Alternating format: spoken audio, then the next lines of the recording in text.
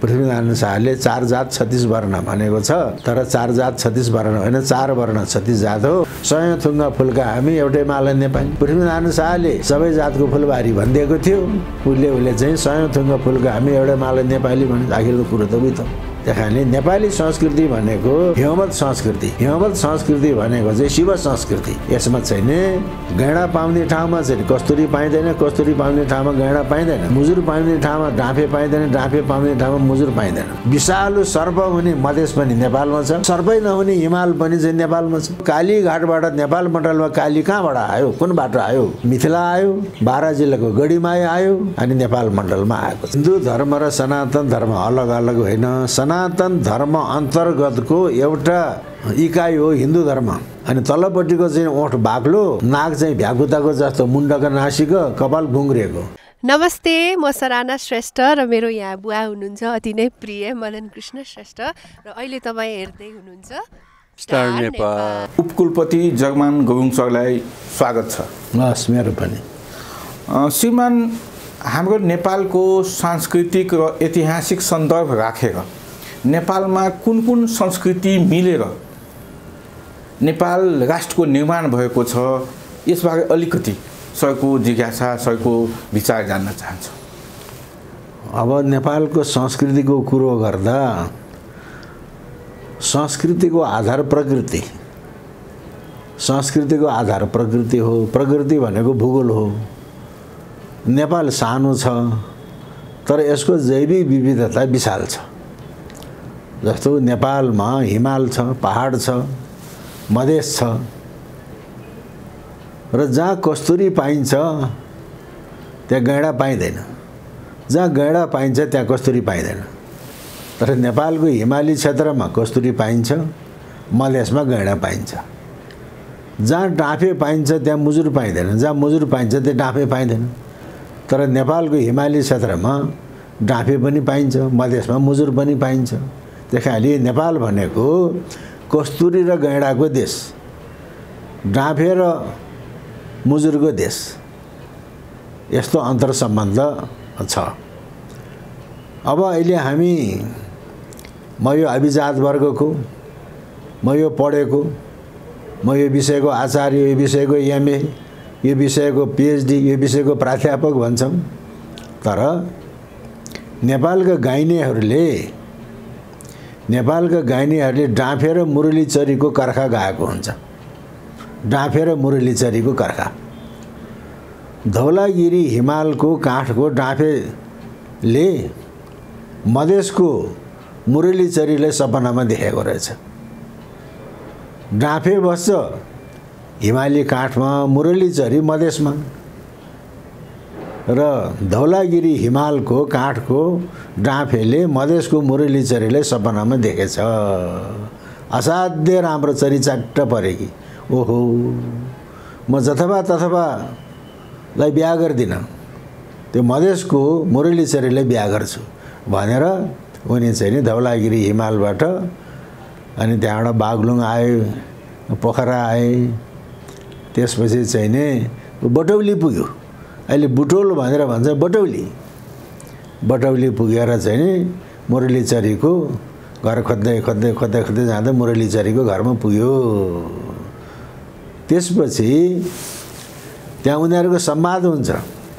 डाँफेले मुरलीचरीलाई फकाउँछ, हेर हाम्रो पहाडमा यस्तो यस्तो यस्तो अन्न हुन्छ, यस्तो हुन्छ, यस्तो यो समयमा यस्तो चाहिँ फुल फुल्छ, यो समयमा यस्तो फल फल्छ, ल हिँड मसँग जाऊँ भन्छ। मुरलीचरी होइन, हाम्रो मधेसमा यस्तो धान फल्छ, यस्तो अनाज फल्छ, यो समयमा यस्तो फलफुल फल्छ, म यो मधेस छोडेर जान्न भन्छ। भने जाऊँ, म तिमीलाई माया गरेर तिमीलाई लिन आएको भनेर डाँफेले फकाएपछि डाँफेले मुरलीचरीलाई लिएर अनि ऊ हिमालमा आउँछ भने। अब तीन संस्कृति पढ्नु चाहिँ भने नेपालका गाइनेहरूले गाउने डाँफे र मुरलीचरीको कर्खामा त्यो हिमाल र मधेसको सम्बन्ध यसरी चाहिँ जोडेको छ। अनि अर्को कुरो,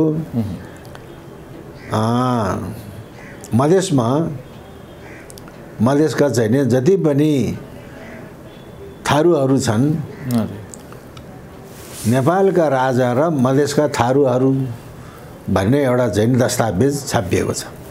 अघि सेन राजाका पालादेखिको शाह राजाका पालादेखिको थारूहरूलाई चाहिँ जमिन आवाज गुल्जार गरेर बस भनेको छ।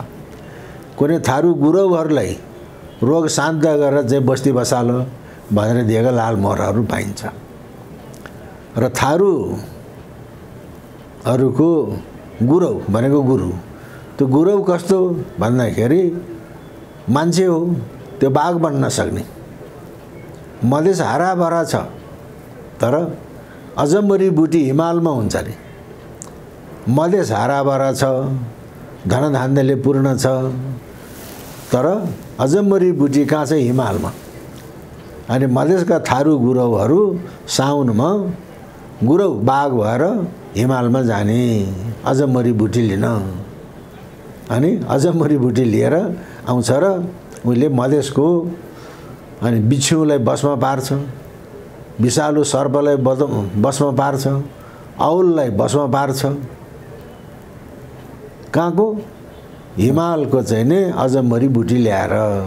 यस्तो हाम्रो मान्यता छ, यो हाम्रो संस्कृति हो भन्दाखेरि हाम्रा संस्कृतिले, मैले डाँफे र मुरली चरीको कथा भने है, थारू गुरुहरू हिमालमा साउन महिनामा, किनभने साउनमा त हिउँ पग्लन्छ, हिउँ पग्लेपछि अनेक किसिमका फुल फुल्छन्। त्यहाँ जटामसी पनि त्यहाँ फुल्छ, निर्मिसी पनि त्यहाँ फुल्छ, बिख पनि फुल्छ। र अब हामी खगर बगर भन्छौँ। बगर भनेको के हो? खगर भनेको के हो भनेको बगर भनेको बर्खाभरि चाहिँ नि खोला बग्ने, नदी बग्ने, हिउँदमा नदीले छोडिदिएको ठाउँ त्यो बगर। खगर भनेको हिउँदभरि हिउँ जम्ने, बर्खामा चाहिँ नि हिउँले छोडिदिएको ठाउँलाई त्यो चाहिँ खगर। साउन महिनामा हिउँले त्यो त्यो ठाउँ छोडिदिन्छ, त्यो खगर। त्यो खगरमा रथ बिरथ भन्ने चाहिँ बुटी उम्रन्छ। रथ भनेको भाले, बिरथ भनेको पोथी। अब त्यो तन्त्र मन्त्रमा चाहिँ काम लाग्ने त्यस्तो किसिमको भन्दाखेरि हाम्रो चाहिँ नेपालको संस्कृति यस्तो किसिमको छ। अब तपाईँले चाहिँ सिराहा घर भन्नुभयो। अब सिराहाको सलहेस फुलबारीमा चैतको महिना, चाहे 30 को होस्, चाहे 31 होस्, चाहे 32 होस्, चैत मसान्तको मध्यराति सलेस फुलबारीमा हारमको रुखमा सुनाखरीको फुल फुल्छ। त्यो त विज्ञानलाई पनि फेल बनायो नि त, विज्ञानलाई पनि फेल बनायो। यस्तो ठाउँ छ नेपालको अन्य ठाउँमा त्यो फुल फुल्दैन भन्दाखेरिको सिराहाको सलेस फुलबारीमा चैत महिना चाहे 30 हो, चाहे 31 हो, चाहे 32 हो, ठिक्क मध्यरातमा हारमको रुखमा अनि सुनाखरीको फुल फुल्छ। त्यस्तै गरिकन अहिले गण्डकी प्रदेशको काशी जिल्लामा सिग्लेस भन्ने एउटा गुरुङ गाउँ छ। अरू ठाउँमा बर्खामा मूल फुट्छ, हिउँदो मूल सुक्छ, तर सिग्लेसको चोखो पानी तीर्थमा त्यो पुसको महिना, चाहे 29 को होस्, चाहे 30 को होस्, चाहे जतिसुकै होस्, पुसको मसान्तको राति मध्यरातदेखि चोखो पानी तीर्थमा पानीको मूल फुट्छ। अनि माघे सङ्क्रान्तिको दिनमा त्यहाँ माघ स्नान गर्छ भने मधेसको सिराहाको सलेस फुलबारीमा चैत मसान्तको मध्यराति हारमको रुखमा सुनाखरीको फुल फुल्ने, काशी जिल्लाको चाहिँ सिग्लेसको चोखो पानी तीर्थमा पुसको मसान्तको मध्यराति एक हाल पानीको मूल फुट्ने, माघ स्नान गर्ने। यो जैविक विविधता नेपालको हिमाल र पहाडको अन्तर सम्बन्ध। अनि अर्को नेपालका तामाका झाँक्रीहरू टाउकोमा चाहिँ मयूरको प्वाख लगाउँछन्। तामाका झाँक्रीहरू नेपालको पहाडमा त मुजुर त पाइँदैन, मधेसमा पाइने चाहिँ मुजुरको चाहिँ प्वाख तामाका झाँक्रीहरूले आफ्नो टाउकोमा किन लगायो? झाँक्रीको काम चाहिँ तन्त्र मन्त्र गर्ने, दोख दोखालो मनसाउने, बिरामीलाई निको बनाउने त्यो हो। किन मुजुरको प्वाख लगाए त? मुजुरको आहार के हो? सर्प। पहाडमा पनि सर्प हुन्छ, मधेसमा पनि सर्प हुन्छ, तर पहाडको सर्पभन्दा मधेसको सर्प बिखालु हुन्छ। अनि त्यो बिखालु सर्पलाई मुजुरले खाइदिन्छ। अनि मुजुरको चाहिँ आहार सर्प भने त्यो सर्पको बिख पनि खाएर पचाउन सक्ने क्षमता मुजुरमा हुन्छ। त्यसै गरिकन अब त्यो मुजुरको त्यस्तो गुण भएको हुनाले तामाका झाँक्रीहरूले ती विष शोधन गर्नलाई, दोखालो मनसाम्नको लागि, रोगव्याधि जित्नको लागि आफ्नो मस्तकमा एउटा शक्तिको रूपमा मुजुरको चाहिँ प्वाखको अनि मुकुट धारण गर्छ। यसले पनि मधेस र चाहिँ पहाडको संस्कृति एकाकार गराएको छ, एकाकार गराएको छ। अनि अब थारू गुरुको कुरा भने अब चाहिँ नि नेपालमा, नेपाल मण्डलमा भद्रकाली भन्यो, दक्षिणकाली भन्यो, गोरखकाली भन्यो। त्यो काली परम्परा कहाँबाट आयो? काली उपासनाको गढ कहाँ हो भन्दाखेरि कलकत्ता। अब कलकत्तालाई ब्रह्मपुत्र वारी, ब्रह्मपुत्र पारी। ब्रह्मपुत्र भन्दा वारी कलकत्ता होइन, दुर्गापुर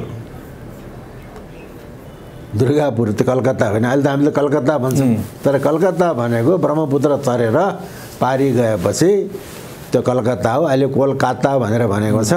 त्यहाँ चाहिँ नि कलकत्ता वाली काली। सारा पहाड मधेसका मान्छेले तन्त्र मन्त्र गर्दाखेरि चाहिँ काली, कलकत्ता वाली काली। त्यो कलकत्ता वाली काली अनि विभिन्न पाउ भनेको उसको चरण भएर चाहिँ कलकत्ताबाट आएको छ। आएर हाम्रो संस्कृति, धर्म र तन्त्र मन्त्रको के सम्बन्ध? यो हाम्रो त्यही त भन्दैछु मैले। कलकत्ताबाट कलकत्ता वाली कालीलाई साधना गर्दै गर्दै गर्दै गर्दै मधेसको बाटो, मिथिलाको बाटो आएर अनि बारा जिल्लामा आयो गढीमाई। गढीमाई भनेको काली, गढीमाई भनेको काली। किन गढीमाई भन्दा सिमरनगढी, सिमरनगढको काली। अनि बारा जिल्लाको चाहिँ गढीमाईबाट यो नेपाल मण्डलमा कालीको उपासना भित्रिएको छ। र विश्वमा चाहिँ सबभन्दा धेरै पशु बलि हुने ठाउँ सिमरनगढ, बाराको गढीमाई हो। 5-5 वर्षमा त्यहाँ चाहिँ पूजा हुन्छ। आजभन्दा 20 वर्ष अगाडि म त्यहाँ पुगेको छु। त्यहाँ चाहिँ नि मौलोमा चाहिँ नि यसरी बाँधेर राँगाको बलि दिने होइन, राँगालाई छाडा छोडिदिएको छ। त्यहाँ यसरी छाप छाप छाप छाप छाप काट्दै जाने। म के सुनेर गएँ, त्यहाँ कालीको पनि श्रद्धा विश्वास थियो कालीप्रति। तर त्यहाँ भोग दिएको ठाउँमा अब काग, चिल, गिद्ध त परे जाऊ, एउटा झिँगा पनि भर्काउँदैन भन्ने सुनेर म गएको। आज राति चाहिँ 3 बजेदेखि त्यहाँ बलि दिन सुरु गरेको छ घाटमा। त्यसको भोलिपल्ट म गएँ 9:30 बजे। मासु जति चमारहरूले लुटान, पैसा तिर्न नपर्ने, हाडखोर र लादी त्यतिकै मिल्किएको छ, दुर्गन्ध। अनि रुमालले चाहिँ नाक छोपेको छु। तर मैले एउटा चाहिँ चिल, गिद्ध होइन, एउटा झिँगा पनि देखेन मेरो आँखाले। त्यहाँको पुजारी थारू छ।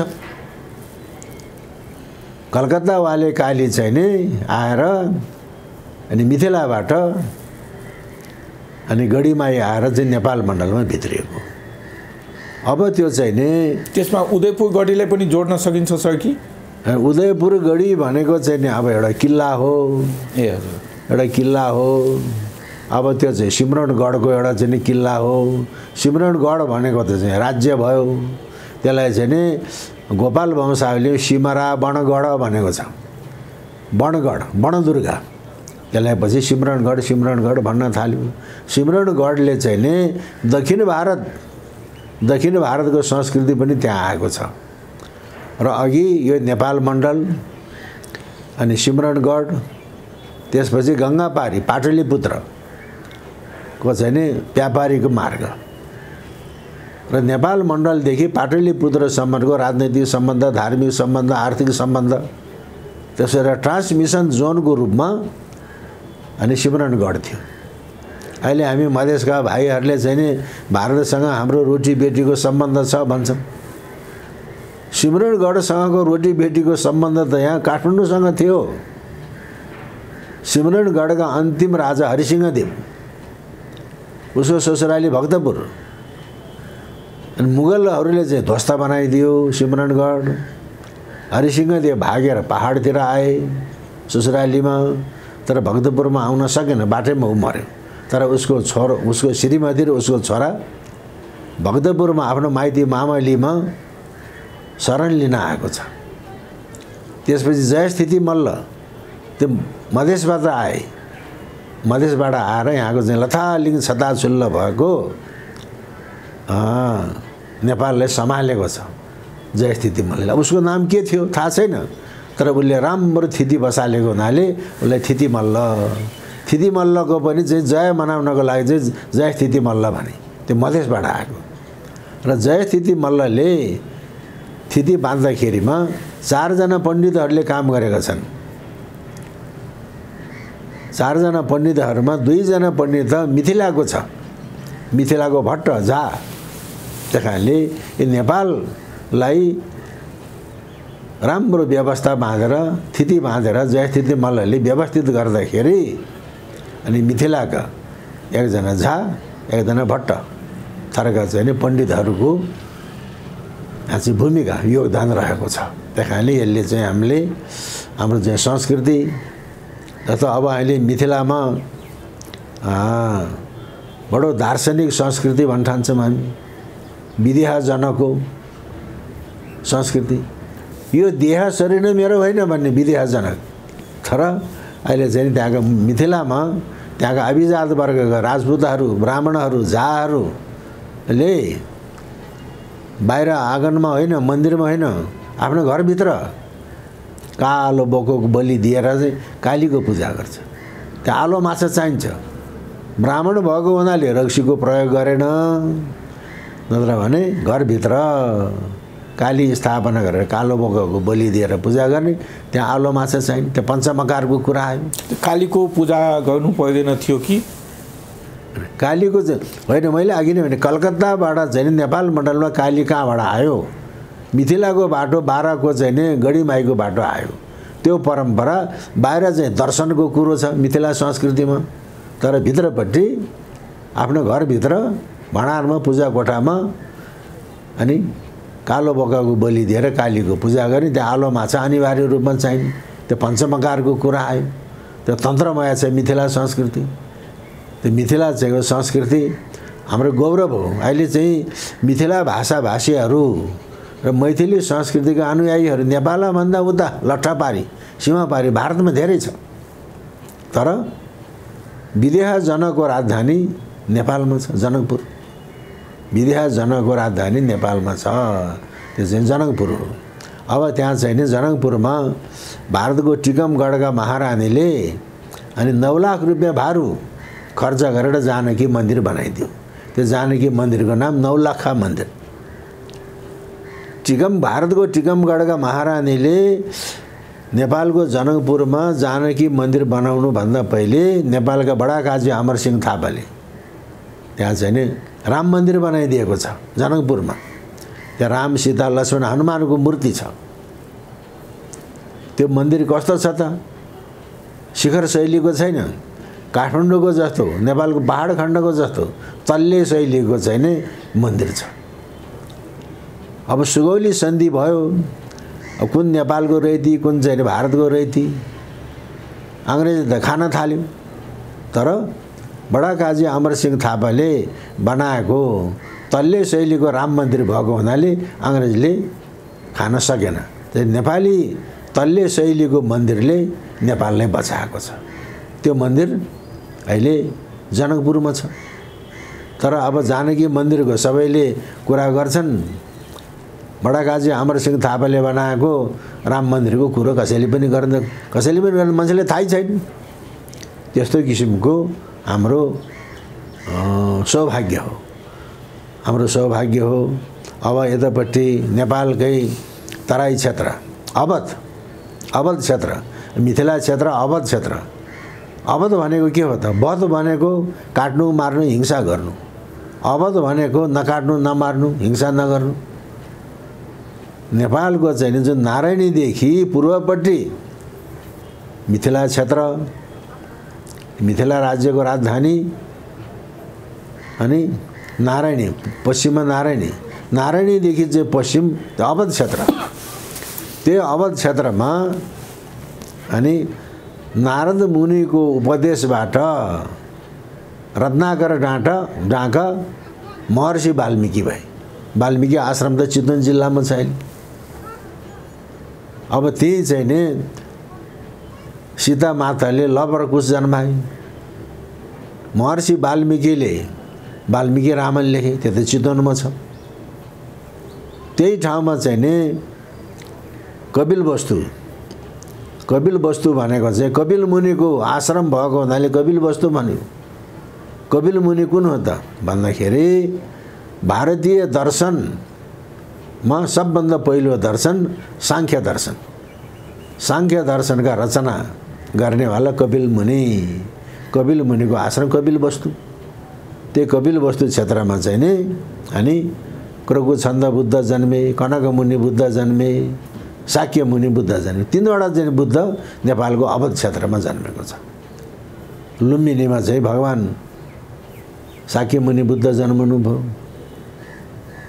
अब त्यही कपिल वस्तुमा कुकुरिपा भने 84 सिद्ध मध्येको कुकुरिपा त्यहाँ जन्मे। मिथिलाको कुरा गर्ने हो भने अहिले वेद भयो, ऋग्वेद, सामवेद, यजुर्वेद, अथर्ववेद। वेदको निचोड उपनिषद 108 वटा उपनिषद छन्। ती 108 वटा उपनिषद मध्ये सबभन्दा ठुलो उपनिषद बृहदारण्यको उपनिषद। अरण्यक भनेको जङ्गलमा लेखिएको, बृहद ठुलो, बृहद आरण्यको उपनिषदलाई बृहदारण्यको उपनिषदको। त्यो बृहदारण्यको उपनिषद रचना गर्ने मान्छेको त याज्ञवल्क्यको आश्रम कहाँ हो? यो नेपालको सिन्धुलीको कमलाखोज याज्ञवल्क्य ऋषिको आश्रम। त्यसले बृहदारण्यको उपनिषद लेखे। हाम्रो संस्कृतिलाई कुन सभ्यतासँग जोड्न सकिन्छ? अब हाम्रो चाहिँ नि यहाँ सभ्यता र संस्कृति भन्नाले पूर्वमा जाने हो भनेदेखि किराँत संस्कृति र सभ्यता र संस्कृति नेपालको पूर्व, लिम्बूको, राईको किराँत सभ्यता र संस्कृति। पश्चिमतिर जाने हो भने खसहरूको संस्कृति। खस संस्कृतिको मुख्य विशेषता भनेको मस्ट। मिथिलाञ्चलमा जाने हो भने मैथिली सभ्यता र संस्कृति, यता अवध सभ्यता र संस्कृति, यता नेपाल मण्डलको सभ्यता र संस्कृति। नेपाल मण्डलको सभ्यता र संस्कृति यस्तो छ। र अब हामी खसको कुरा गर्छौँ, किराँतको कुरा गर्छौँ। खस भनेको भिन्दै, किराँत भनेको भिन्दै भन्न ठान्छौँ, तर त्यो होइन। चाहे त्यो खसको मस्ट संस्कृति होस्, चाहे राई लिम्बूको किराँत संस्कृति होस्, चाहे नेपाल मण्डलको नेवारी संस्कृति होस्। त्यो मङ्गोल पनि त्यसमा मिसिएको छ कि? मङ्गोल भनेको कुरो त अहिलेको मान्छेले दिएको परिभाषा हो। अब त्यसमा चाहिँ नि त्यो देवी देवतालाई भोग दिएको बोकाको घाँटी चुस्ने, भेडाको घाँटी चुसेर हेर गरेर अनि आफूमा त्यो दैवत्व जगाउने। राई लिम्बूको पनि त्यो बोकाको घाँटी चुसेर हेर गर्ने हो। खसहरूको पनि बोकाको घाँटी चुसेर हेर गर्ने हो। नेपाल मण्डलका नेवारको पनि अब त्यहाँ चाहिँ नि त्यो बोकाको भेडाको घाँटी चुसेर रगत चुस्ने हो भनेपछि खस संस्कृति, किराँत संस्कृति, नेवार संस्कृति सबै यही हो। र अब तपाईले मङ्गोलको कुरा गर्नुभयो। मङ्गोल भने के हो भन्दाखेरि पश्चिमका एन्थ्रोपोलोजिस्टहरूले, पश्चिम भन्नाले युरोप अमेरिकाका एन्थ्रोपोलोजिस्टहरूले, सोसियोलोजिस्टहरूले मानिसलाई चाहिँ नि तीनवटा वर्गमा वर्गीकरण गरेको छ। अस्तो अग्लो, गोरो, लामो नाक भएको, ठुल्ठुलो आँखा भएको, अनि निधार चौडा भएको, त्यसलाई ककेसियन भने। अनि अलि होचो नाक ठुटो भएको, गालाको चाहिँ हड्डी उठेको, आँखा चिम्सो, अलि गहुँ गोरो, त्यसलाई मङ्गोलोइड भनिदियो। अनि तल्लोपट्टिको चाहिँ ओठ बाक्लो नाक चाहिँ भ्याकुताको जस्तो, मुण्डको नासिको, कपाल घुङ्ग्रिएको, कालो वर्णको, त्यसलाई नेग्रोइड भनेर भन्थ्यो। र अहिले हामीलाई के भ्रम परेको छ भने मङ्गोलिया भन्ने देश छ नभएको होइन, मङ्गोलिया देशका मान्छेहरू मङ्गोलियन, त्यसलाई अङ्ग्रेजीमा मङ्गोलोइड भने, त्यो मङ्गोलिया भनेको एउटा देश हो, मङ्गोलियाको जनता मङ्गोल, हामी त्यहाँबाट बसाइ सरेर यहाँ आएको भन्छौँ। तर नेपालमा मान्छे जन्मदैन, नेपालमा मान्छे जन्मन सक्दैन भने नेपालमा मान्छे जन्मन सक्छ कि सक्दैन भन्ने कुराको विचार गर्नुभन्दा पहिले अब चाहिँ नि सबभन्दा पहिले जीवको सृष्टि कहाँ भयो? युरोप अमेरिकामा भयो कि चीन जापानमा भयो कि भारतमा भयो कि नेपालमा भयो? जीवको सृष्टि नेपालमा भएको हो। त्यो कसरी भन्दाखेरि अहिले हिमाल उत्तरतिर छ, समुद्र दक्षिणतिर छ। अघि समुद्र उत्तरतिर थियो, त्यो प्रलय कालमा भूगर्भको प्लेटोहरू जुत्दाखेरि माथि पहाड माथि निस्क्यो। यो कहिलेको? अघि प्रलय कालमा अनि भुइँको चाहिँ गर्भको प्लेटो जुत्दाखेरिमा भूभाग माथि उठ्यो, अग्लो भएको हुँदा त्यो हिउँ जम्यो, माथि जमिन माथि उठेपछि अनि पानी जति स्वात्तै तल गए, समुद्र तल भयो। त्यो बेलामा जलजन्तुहरू एक ठाउँमा थेग्रिए, जम्मा भयो। अनि कालान्तरमा तिनीहरू चाहिँ जीवाश्म फोसिलाइज्ड फर्ममा परिणत भए। अहिले हामी शालिग्राम भन्छौँ, त्यो फोसिल हो त्यो बेलाका जलजन्तुहरू। त्यसको मुहान कुन हो त? कालीगण्डकीमा मात्रै पाइन्छ। कालीगण्डकीको मुहान दामोदर कुण्ड भनेपछि यो प्रमाणले जीवको सृष्टि नेपालमा भएको सर्वप्रथम। त्यस कारणले यो नेपालको हिमाली काठमा मान्छे जन्मदैन, मान्छे जन्मन्छ। अर्को एउटा शालिग्राम कहाँ पाइन्छ त? अहिले चितवनको माडीमा सोमेश्वर गढी भन्ने चाहिँ छ, नेपाल भारतको सिमानामा। सोमेश्वर गढीबाट बगेर आएको मगै खोला, त्यो मगै खोलामा पनि फोसिल्स पाइन्छ। कालीगण्डकीको शालिग्राम चक्र परेको हुन्छ, तर चितवन माडीको सोमेश्वर गढीको मगै खोलामा पाउने चाहिँ नि चक्र हुँदैन, भित्र चाहिँ आकृति देखिन्छ, त्यो पनि फोसिल्स हो। त्यही कारणले चितवनको माडी जसलाई अहिले चाहिँ नि यो अयोध्या अब राम जन्मभूमि हो भनेर भनेको छ, जीवको सृष्टि भएको छ त्यहाँ भन्ने कुरो मगै खोलामा पाइने जीवाश्मबाट त्यो पुष्टि हुन्छ। त्यही कारणले सबै मान्छे नाक ठुटो हुँदैमा, आँखा चिम्सो हुँदैमा, गालाको हाड उठ्दैमा, त्यो सबै अहिलेको मङ्गोलियाबाट बसाइ सरेर आएको। यहीँ पनि जीवको सृष्टि भएको छ, यहाँ पनि जीवको सृष्टि भएको छ।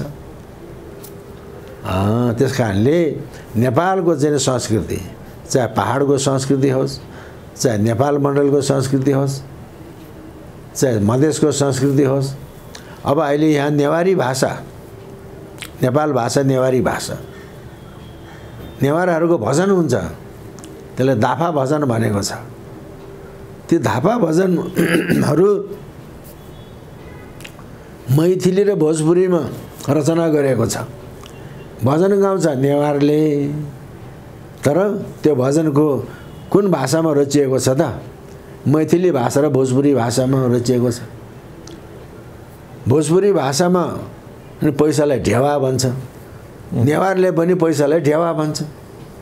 भोजपुरी भाषामा पनि पैसालाई ढेवा, अनि नेवारी भाषामा पनि पैसालाई ढेवा। अनि त्यहाँबाट अर्को कुरो, नेवारहरूको भोज भन्न छ, त्यो भात हुँदैन। पहाडतिर गुरुङ मगर बाहुन छेत्रीको भोज भनेपछि भोज भने भत्यार भनेको भात खाने, तर नेवारको भोज भनेपछि चिउराको भोज हुन्छ त्यहाँ,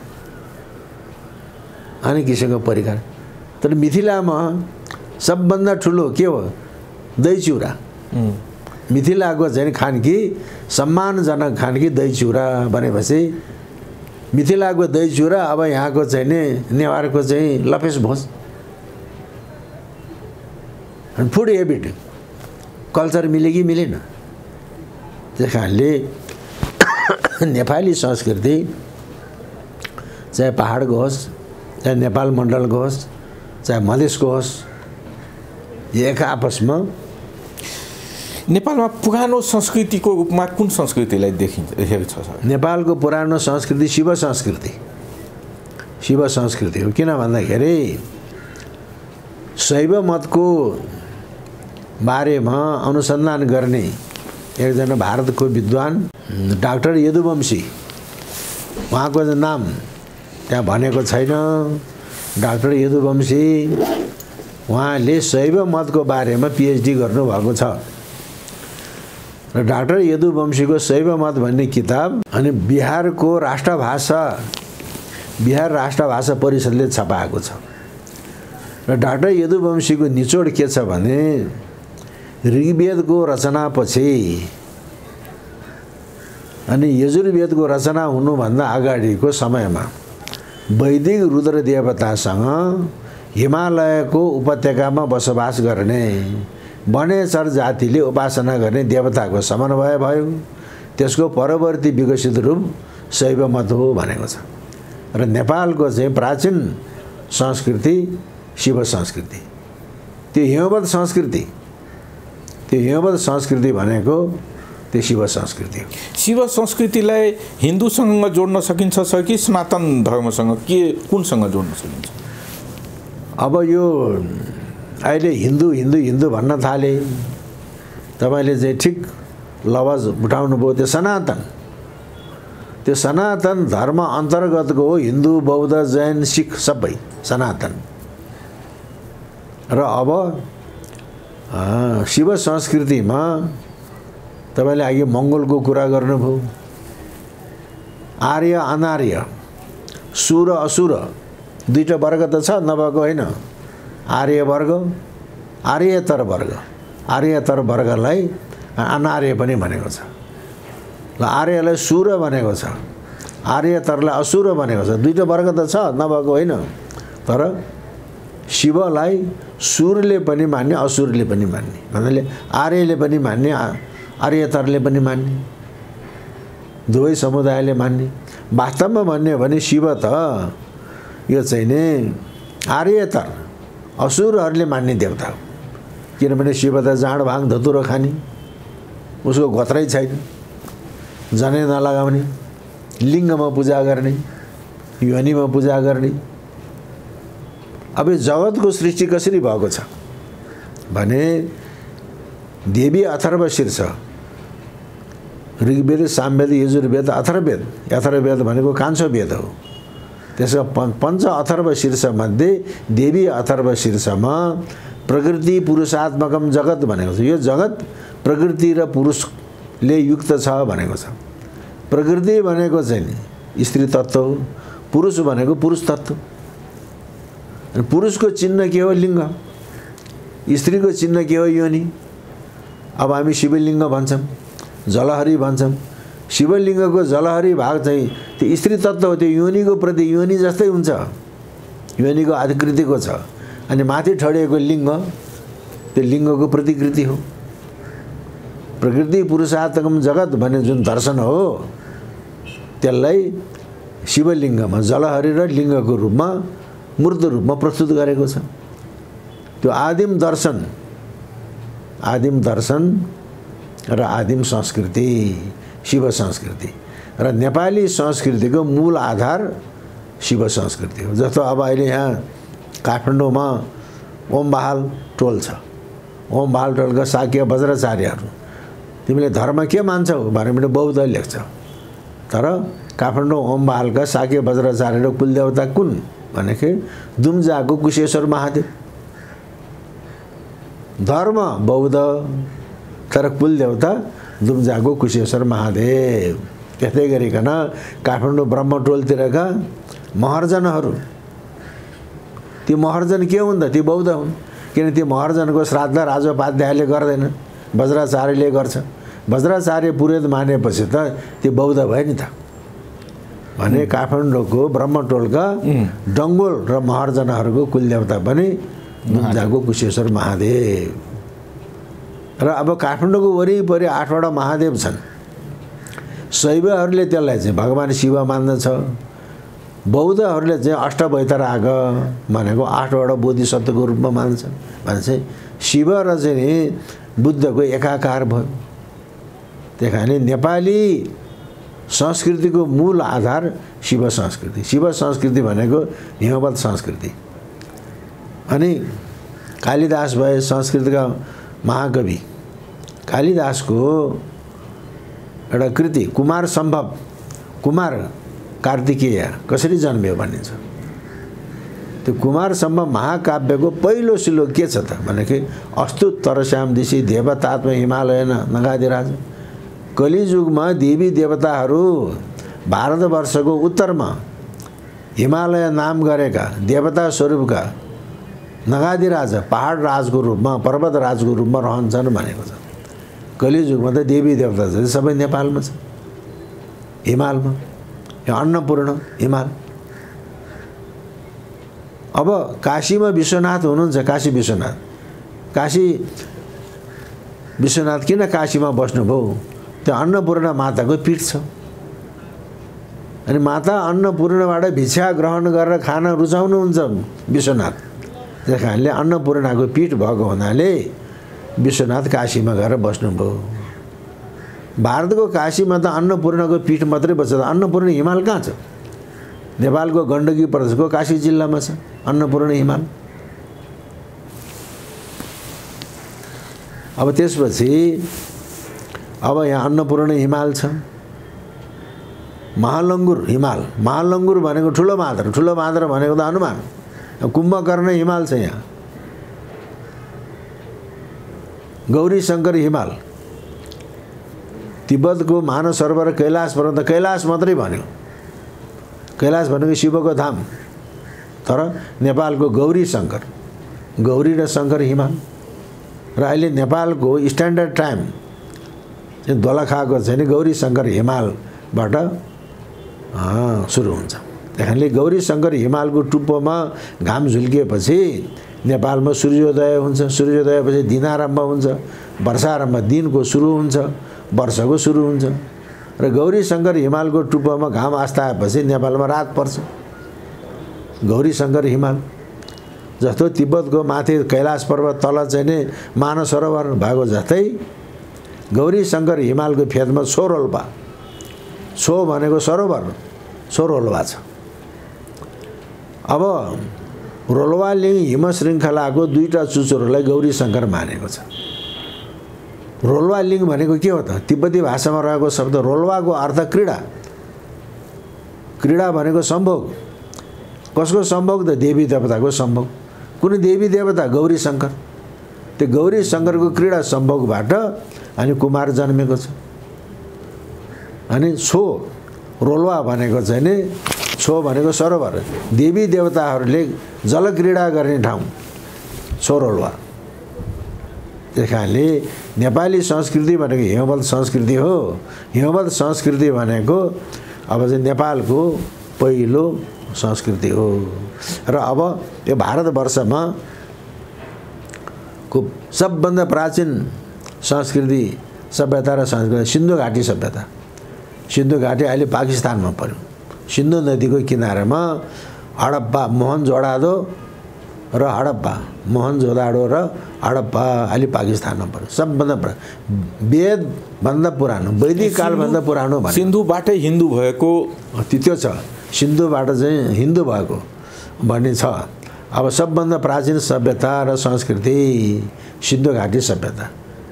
त्यसमा चाहिँ नि लिङ्गको आकृतिहरू पाइएको छ, योनिको आकृतिहरू पाइएको छ र पद्मासनमा बसिरहेको उन्नत खालको ऊर्ध्वलिङ्ग अङ्कित भएको, टाउकोमा चाहिँ बडे मानको सिङ जडान गरेको, वरिपरि चाहिँ अनेक किसिमका पशु पन्छीहरूले घेरिएको त्यस्तो ढुङ्गाको मूर्ति पनि पाएको छ। त्यसलाई विद्वानहरूले पशुपतिनाथको प्रोटोटाइप आद्य पशुपति भनेको छ।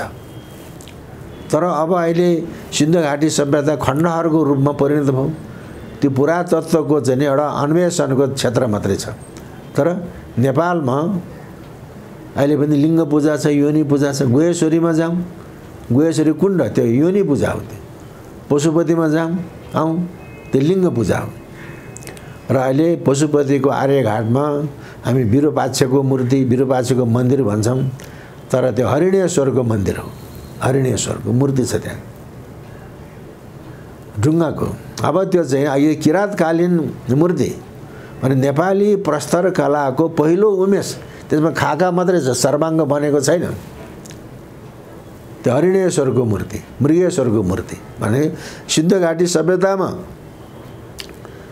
अब चाहिँ पशुको सिङ जडेको, राँगोको चाहिँ सिङ जडेको मानवको आकारमा प्रस्तुत गर्यो पशुपतिलाई। यहाँ चाहिँ नि पशुको आकृतिमा चाहिँ प्रस्तुत गरेको छ। आर्यघाटमा छ त्यहाँ विरूपाक्षको चाहिँ मूर्ति पनि छ।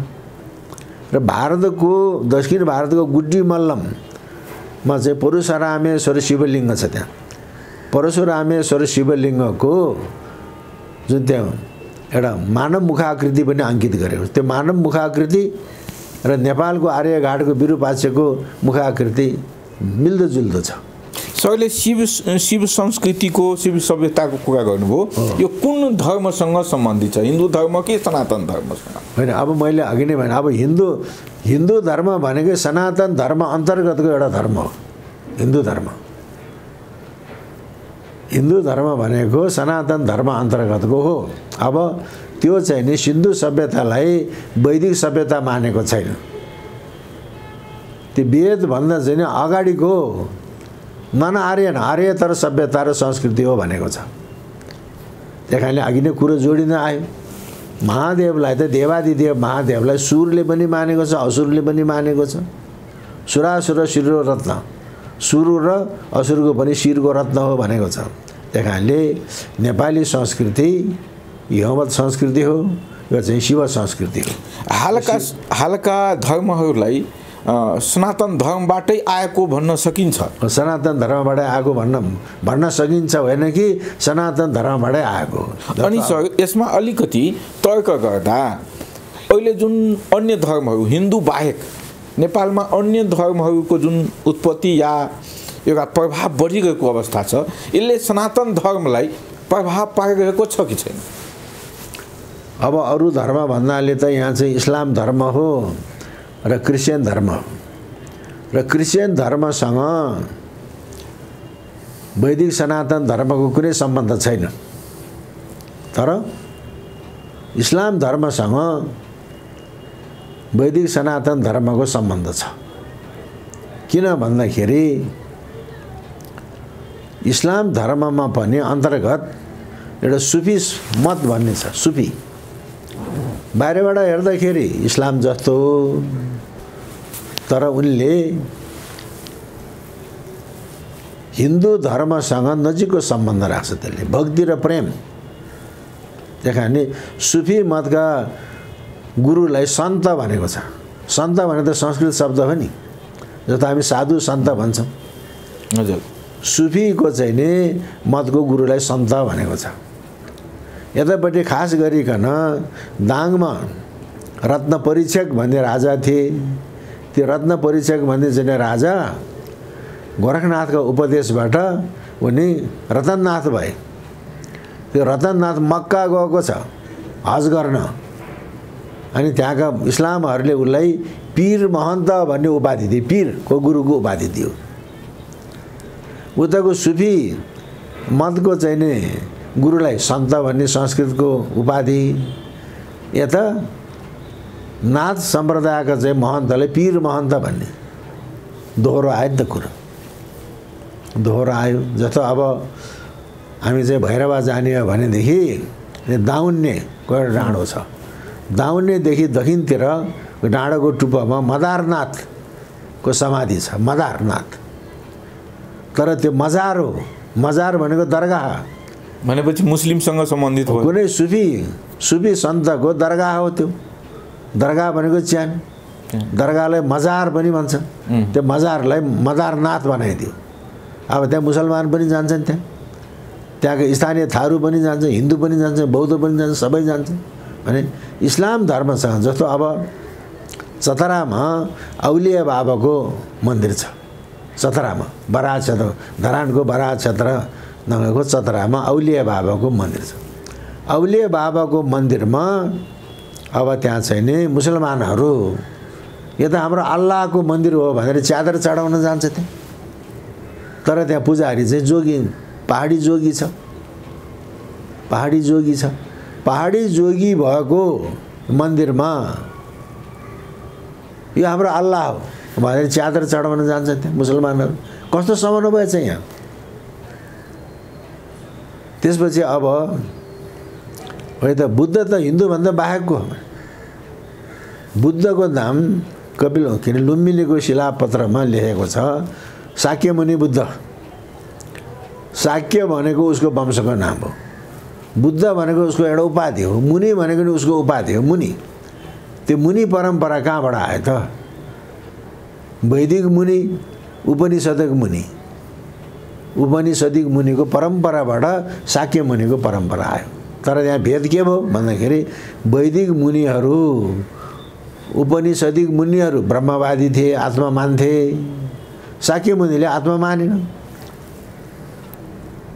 र वैदिक मुनिहरू पनि वैरागी, शाक्य मुनि पनि वैरागी। वैरागी भन्नाले संसारमा जन्मेपछि संसारी कर्म गर्दैन। संसारी कर्म भने विवाह हो, विवाह गर्दैन। विवाह गरेर छोराछोरी जन्मायो भने त्यसलाई चाहिँ त्यागेर जान्छ। र त्यो वैदिक मुनि, उपनिषदिक मुनिको परम्पराबाट शाक्य मुनिको विकास भएको। तर वैदिक मुनिहरू आत्मवादी, ब्रह्मवादी, शाक्य मुनि अनात्मवादी, त्यति मात्रै चाहिँ फरक हो। जस्तो अब अति प्राचीन कालदेखि नै भारतवर्षमा ब्राह्मण र श्रमण दुईटा परम्पराको विकास भएर आएको छ। ब्राह्मण भनेको गृहस्थी, श्रमण भनेको सन्यासी है। त्यो ब्राह्मणलाई चाहिँ यता ऋषि भने, श्रमणलाई मुनि भने। शाक्य मुनि बुद्धले त महाश्रमण भनेको छ। यता शाक्य मुनि भने उता महाश्रमण भन्यो। महाश्रमण त्यो वैदिक महाश्रमण र वैदिक मुनि परम्पराबाट शाक्य मुनिको मतको विकास भएको। तर औपनिषदिक मुनिहरू ब्रह्मवादी थिए, यिनी अनात्मवादी, त्यति मात्रै फरक हो। त्यही कारणले अहिलेको चाहिँ सनातन धर्मबाट, जस्तो मैले अघि नै भने, राई लिम्बूको हेरहेर गर्ने पनि शिवलाई नै गुरु मान्ने हो। खसहरूको हेरहेर गर्ने पनि शिवलाई मान्ने हो। नेवारहरूको त्यही हो। थारूहरूको गुरु बाबाकी जन्मौती भनेको छ, ती शिवलाई मान्ने हो। गुरुङहरूको चाहिँ त्यही हो। मधेसमा सबै त्यो शिव संस्कृति अब त्यही हो। अब शिव संस्कृतिलाई बेलपत्र, पहाडमा बेलको पत्र पाइन्छ पाइँदैन? मधेसमा पाइन्छ बेल। पहाडमा पनि गर्मी ठाउँमा पाइन्छ, माथि धेरै अग्लो पहाडमा बेल पाइँदैन। मधेसमा त शिवको पूजामा बेलपत्र चाहिन्छ नि। हो, त्यो बेलपत्र चाहियो। त्यो बेलपत्र चाहिँ जहाँ पनि पाउने मधेसमा, तर पहाडमा जहाँ पनि त्यहीँ पाइँदैन। औलो ठाउँमा, अलिक गर्मी ठाउँमा बेलपत्र पाइन्छ। त्यही भने हाम्रो संस्कृति चाहिँ यस्तो किसिमको समन्वयात्मक छ। यो संस्कृतिकै कुरा गर्दा सर, हाम्रो देशमा हिन्दू धर्म, सनातन धर्ममा संस्कृतिसँग जोडिएको राज संस्था नै हो पनि भन्छ सर। यसलाई कसरी हेर्ने, यसलाई मिलाउन सकिन्छ कि? राज संस्था भनेर के हो भन्दाखेरि जति पनि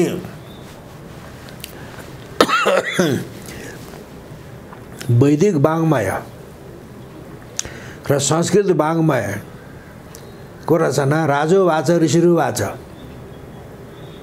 राजोवाच ऋषिरुवाच भने राजा र ऋषिको कथोपकथनबाट वैदिक वाङ्मय, संस्कृत वाङ्मयको संरचना भएको छ। त्यस कारणले अब यो जगतको धारण गर्ने, जगतको पालन गर्ने महीपति, मही भनेको अब यो चाहिँ पृथ्वी, महीपति भनेका यो पृथ्वीका पृथ्वीपतिहरू, त्यो त शासक हो, त राजा हो। राजा भनेको के त?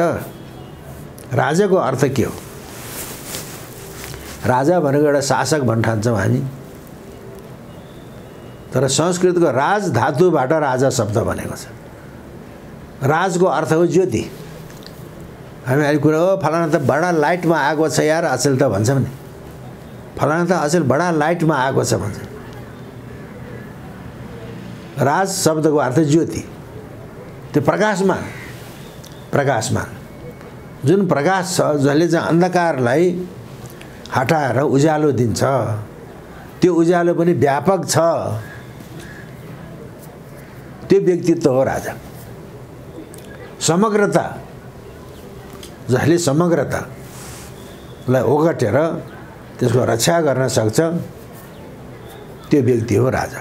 त्यस्ता व्यक्तिलाई राजा उपाधि दिएको छ र त्यस्तो संस्था हो राज संस्था। त्यस कारणले अब यहाँ चाहिँ नि राजोवाच ऋषिरुवाच वर्तमान सन्दर्भमा भन्ने हो भने राजोवाच भनेको राजनीतिक व्यक्ति,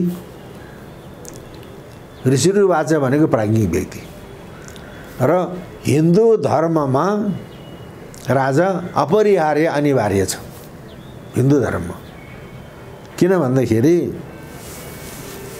भात खान बस्यो, पस्केको भात त्यतिकै क्वाप्प खाँदैन, पहिले आफ्नै पितृहरूको नाममा चढाउनु पर्यो, राजाको नाममा चढाउनु पर्यो, अनि बल्ल खाने हो। आफ्नो बाबुको श्राद्ध गरेको छ, बाबुको श्राद्ध मात्रै गरेर भएन, गुरुको श्राद्ध गर्न पर्यो, देशको दिवंगत राजाको श्राद्ध गर्न पर्यो। वैदिक विधि हिन्दू शास्त्र भनेको चाहिँ त्यस्तो। अन्तमा यो सनातन धर्ममा र हिन्दू धर्ममा दुवैलाई कम्पेरिजन गर्दा के कमी हैन? सनातन धर्म मध्ये नछोएका, नसमात्न राख्न नभएका, सनातन धर्मलाई पूर्ण रूपले अँगाल्न नसकेका के कमीहरू हिन्दू धर्ममा देख्नु? होइन, हिन्दू धर्म र सनातन धर्म अलग अलग होइन। सनातन धर्म अन्तर्गतको एउटा इकाइ हो हिन्दू धर्म। हिन्दूको कुरो अघि तपाईँले सिन्धुबाट हिन्दू भएको भने नि, अहिले हिन्दूको पनि विभिन्न किसिमको व्याख्या गरेको छ। हिन्दू भन्ने चाहिँ शब्द वेदमा, उपनिषदमा, रामायण महाभारतमा, गीतामा हिन्दू भन्ने शब्द छैन। हिन्दू भन्ने चाहिँ शब्द इस्वी 15औं शताब्दीदेखि आएको। वैदिक वाङ्मयमा, संस्कृत वाङ्मयमा हिन्दू शब्द छैन। र कुन शब्द? सनातन शब्द मात्रै? सनातन पनि छैन। अब सनातन भन्ने चाहिँ नि छ त्यहाँ, अघि सनातन भन्ने चाहिँ नि छ। र सिन्धु, सप्त सिन्धुमा बस्नेहरूलाई अनि यमनहरूले अनि हिन्दूको उपाधि दिए। किनभने सलाई ह भन्ने, सलाई ह भन्ने, जस्तो सप्त सिन्धुलाई हप्त हिन्दू, सिन्धु प्रदेशमा बस्नेहरूले हिन्दू भनिदिए। ती हिन्दूलाई चाहिँ नि अङ्ग्रेजहरूले इन्दस भनिदिए। हामी सिन्धु घाटी सभ्यता भन्छौँ, अङ्ग्रेजीमा त सिन्धु घाटी सभ्यता भन्छ, इन्दस भ्याली सिभिलाइजेसन भनेको छ। सिन्धुलाई यवनहरूले हिन्दू भनिदिए, अङ्ग्रेजले त्यसलाई इन्दस भनिदिए। इन्दसबाट इन्डिया भयो, इन्डियन भयो। त्यस्तो हो। अब यो यसको उत्थान र पतनको बारेमा रजनीकान्त शास्त्री, भारतका विद्वान ज्योतिषाचार्य रजनीकान्त शास्त्रीले सन् 1943मा एउटा किताब लेखेको छ, हिन्दू जातिको उत्थान और पतन भनेर। सन् 1947मा भारत आजाद भयो। त्योभन्दा अगाडि उनले हिन्दू जातिको उत्थान और पतन, हिन्दूको उत्थान कसरी भयो? वर्ण व्यवस्थाबाट उत्थान भयो। वर्ण व्यवस्था भन्दा डिभिजन अफ लेबर भयो। पतन कसरी भयो त? त्यो वर्ण व्यवस्था जन्मना जातिमा परिणत भएपछि उसको परिणत यसको चाहिँ नि पतन हुँदै आयो भन्छ। किनभने गुण र कर्मको आधारमा वर्ण व्यवस्था कायम गरिएको। त्यतिखेर ब्राह्मण वर्णमा जन्म्यो, तर उसमा ब्राह्मणोचित गुण छैन भने ऊ क्षेत्री हुने कि वैश्य हुने कि शूद्र हुने हो, यस्तो हुन्थ्यो। शूद्र वर्णमा जन्म्यो, उसमा ब्राह्मणोचित गुण छ भनेदेखि ऊ ब्राह्मण बन्थ्यो। डिभिजन अफ लेबर हुन्थ्यो। गुण कर्म विभाग छ, गुण र कर्मको आधारमा वर्ण तोकिएको थियो। तर पछि वर्ण व्यवस्था जन्मना जातिमा परिणत भयो। ब्राह्मणको कुलमा जन्म्यो, वर्णमा जन्म्यो, उसमा ब्राह्मणोचित गुण छैन भने ब्राह्मणै भयो। शूद्र कुलमा जन्म्यो, उसमा ब्राह्मणोचित गुण भए तापनि शूद्रको शूद्रै भयो। जस्तो अब अहिले सबभन्दा गौरवमय व्यक्तित्व कुन त नेपाल र भारतको वैदिक वाङ्मयको व्यक्ति कुन? भगवान् वेदव्यास। वेदव्यासलाई त भगवान् विष्णुको चाहिँ 24 अवतार 22 अवतार मध्ये एउटा मान्यो, उसले भगवान् भन्यो वेदव्यास। 4 वेदको व्याख्या गर्यो, 18 पुराणको रचना गर्यो, सम्पादन गर्यो वेदव्यास। व्यासका पिताको त पराशर ऋषि उपाध्याय, उसको आमा माझीकी छोरी ढुङढुङ त्यो माछा गनाउने मत्स्यगन्धा। भनेपछि अब अहिले माझीको दर्ज केमा हुन्छ? अहिले आदिवासी जनजातिमा भैँसीको मासु खाने, सुँगुरको मासु खाने, जाँड खाने माझीकी छोरीको घरबाट निस्किएको छ पराशर ऋषिको छोरो। कति जाति भेद छैन त, जसले जाने त्यसरी गणेश व्यासले रचना गर्यो। त्यसपछि पुराण चाहिँ नि व्यासले रचना गर्यो, तर अहिले पुराण चाहिँ कसको मुखबाट सुन्छौँ त हामी? सुतजीबाट। सुतजी सुतोवाच भन्यो। त्यो सुत भने के हो? सुतको अर्थ के हो त? सुतको अर्थ छोरा, सुतको अर्थ छोरा। तर क्षेत्रीले ब्राह्मणीबाट जन्माएको सन्तान सुत कहलाउँछ। क्षेत्रीले ब्राह्मणीबाट जन्माएको सन्तान सुत कहलाउँछ। त्यसलाई वेद पढ्ने अधिकार छैन। त्यसको काम रथ चलाउने ड्राइभरी।